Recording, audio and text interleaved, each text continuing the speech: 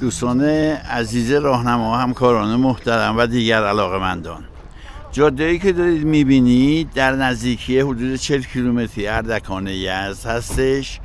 جاده میاد اینجا و در این مکان کوهستانی در اصل جاده ختم پیدا میکنه و اما این مکان با این ورودی، این مکان پیر سبز چکچک هستش. اون مکان مقدس برای زرتشتیان. ببینید اینجا ورودیش هستش. شما مسیر رو من حالا برای شما بعداً توضیح خواهم داد که به چگونه به اینجا شما دسترسی دارید. پس اینجا ورودی از تهیه بلیط و ورودی برای چکچک. خب ببینید اینجا این مکان ورودی و پلکانی که ما میریم بالا که برسیم به اون سالن اصلی نیایشگاه زرتشتیان. دوستان 25 کیلومتر از یزد پس از شهر اشکزر سمت راست جاده طبس مشهد. در حدود 50 کیلومتر شما میایید. در 25 کیلومتری یه تابلو هستش که سمت چپ جاده نوشته چکچک. شما اون تابلوی اول نمیرید، اون جاده خاکی هستش، نبایستی اونو برید و ادامه میدید حدود 25 کیلومتر. بعد از اون تابلو میاد نرسیده به خرانق، 5 کیلومتری خرانق تابلو هست. سمت چپ هامانه و اردکان به اضافه اون قطعه قهوه‌ای روی تابلوی سبز که نوشته شده چکچک. قابل ذکر هستش که نه تنها در ایران، در همه جهان هر جا شما تابلوی قاعدتاً تابلوی قهوه‌ای دیدید یعنی اثر تاریخی. چکچک هم روی قهوه‌ای نوشته شده. شما مسیر هامانه اردکان و سمت چپ 5 کیلومتری خرانق از یزد میپیچید و در حدود 25 کیلومتر میایید به سمت در اصل اردکان، به سمت غرب. بعد تابلو میاد، خیلی جاده آسفالت خوب تا اینجا. تابلو میاد باز هم مستقیم اردکان چپ چکچک. تابلو رو شما ادامه میدید جاده رو، میرسید به ابتدای مکانی که من ابتدای فیلم به شما نشون دادم و پیر سبز هستش. این پله ها رو میبینید میاییم بالا به سمت ساختمان ها. خب پله ها رو میاییم بالا تا به این پلکان بلند میرسیم. یه در اصل به طرف ساختمان اصلی ما میریم. اینجا میاییم بالا و ادامه میدیم به سمت اون سالن اصلی. خب ادامه این پلکان به صورت مستقیم ما میریم بالا به سوی اون سالن اصلی این نیایشگاه. ببینید اینجا در اطراف یک سری ساختمان هستش به این صورت. چون اینجا مراسم 24 تا 28 خرداد هسته، شاید زیاد در دیواری لازم نباشه، یه سقفی باشه مصنوع از آفتاب که در اون مراسم مردم اتراق کنند. و اما من اینجا میخوام ببینید این ساختمان بعدی به این صورت. ما پلکانا هنوز میریم بالا تا به اون ساختمان اصلی برسیم. خب دوستان، ما پله رو اومدیم بالا. یک دورایی در از هست، خیلی کوچیکه، مهم نیست چنا. از اینجا سمت راست ما میتونیم بریم بالا به سوی سالن اصلی و اینجا این پلکان چون خلوت تره. من از این مسیر میرم. ببینید ما کماکان میریم بالا به سوی اون سالن اصلی. پس پلکان مستقیم اومدیم تا یه مقدار پیشیم سمت چپ. ببینید اینجا ورودی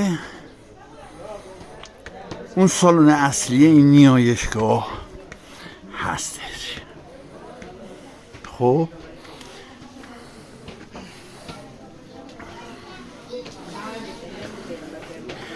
ببینید اجازه نمیدادم بدون کلاه بیاریم. نمیدونم چی شده که ببینید اینجا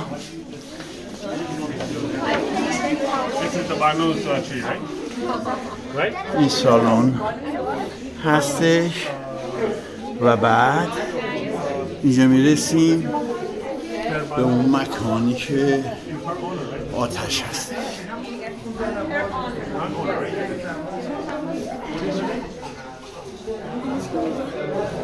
خب حالا سفره 7 سینه برای عید چیدن، اما اینجا اون محل اصلی نیایش هست و اینجا این سالن. و اما اینجا من یه توضیحی دارم. این توضیح مهم هستش، دوستان راهنمایی مقداری دقت کنند. ببینید در از تاریخچه پیر سبز چکچک، زمانی که یزدگرد سوم و سلسله ساسانیان توسط اعراب مضمحل میشند، این یزدگرد 5 دختر داشته. اینطور در اصل گفته میشه. این 5 دختر خود یزدگرد که میره در اصل به سمت خراسان، اینطور که گفته میشه. ببینید دوستان اینجا گردشگران ایرانی متاسفانه اومدن توی این محوطه. من فکر نمی کنم این کار درستی باشه.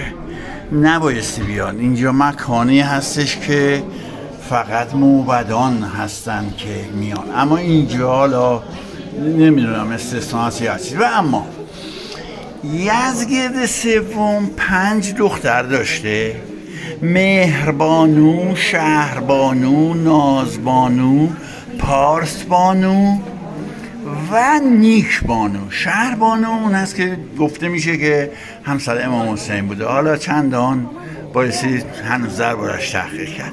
ببینید این 4 دختر در اطراف یزد در اسب پراکنده میشن از دست اعراب برای نجات جان خودشون. بعد نیکبانو دختر یزدگرد سوم به این مکان توی کوه که در اصل یک جای بنبست توی کوه هم هست، به این بالا در این مکان پناه میاره برای نجات جان خودش. برای حفاظت از خودش به این مکان پناه میاره و در اصل میشه گفت اینجا خودشو مخفی میکنه تا اینکه بعدم فوت میکنه. دوستان عزیز دقت کنید، همکاران محترم، ببینید در چکچک ما قبر و آرامگاهی نداریم مثلا از نیکبانو نیست، ولی اینجا چون مکانی بوده قارمانن که خودشو توی کوه مخفی کرده بوده، بنابراین اینجا یه مکان در اصل مقدسی میشه، یک نوع محل نیایش با خدا هستش که توسط زرتشتیان به مرور زمان این مکان اون نوعی تقدس و اهمیت خودشو به دست میاره. ببینید روز 13 فروردین جمع میشن اینجا در از زرتشتی ها، اما اون مراسم جمع شدن جهانی که زرتشتی ها دارند از 24 خرداد تا 28 خرداد در از 5 روز هستش که زرتشتیان سراسر ایران و حتی از جهان در این 5 روز در این مکان جمع میشن و به ادای مراسم مذهبی خودشون میپردازن. ببینید دوستان دقت کنید، مراسم مذهبی زرتشتیان خاص خودش هستش، نیایش هست، خواندن کتاب اوستا به زبان دیگر، به زبان اصلی توسط موبدانی که عده کمی هستن به نسبت هستن، اما که همه زرتشتیان نمیتونن اون زبان رو بخونن و بفهمن. من خودم گوش کردم اون زبان، اون دعا رو هیچی ازش من نمیفهمم، یه زبان دیگه هستش. خواندن اون کتاب هست، مراسم دعا هستش. مراسم دیگه ای که تو مراسمشون معمولا زرتشتی‌ها دارن، مراسم غذا خوردن هست، شام و نهار که خیلی غذاهای مخصوص خودشونو داره و خیلی جالب هستش. نکته دیگه این که در دین زرتشتی خوردن شراب اجازه هستش، اما گفته میشه که شراب به اندازه باید خورده شه که عقل زائل نکنه. و بعد دیگه موسیقی های مخصوص خودشونو، شعر و آواز، مراسم در از نوعی شادمانی، همه اینا اینجا انجام میشه توی اینجا 24 خرداد تا 28 خرداد. خب من امیدوارم که این فیلم کلیپی که من تهیه کردم مورد استفاده همکاران عزیز راهنمای گردشگری واقع بشه و به ویژه دوستان همکاران 0 تا 100 من، 0 تا 100 با پیر مرادیان که در کانال وایس های 0 تا 100 با پیر مرادیان این فیلم همیشه قابل دسترسی هستش. موفق باشید و به امید اینکه گردشگری ایران رونق بسیار زیادی بگیره.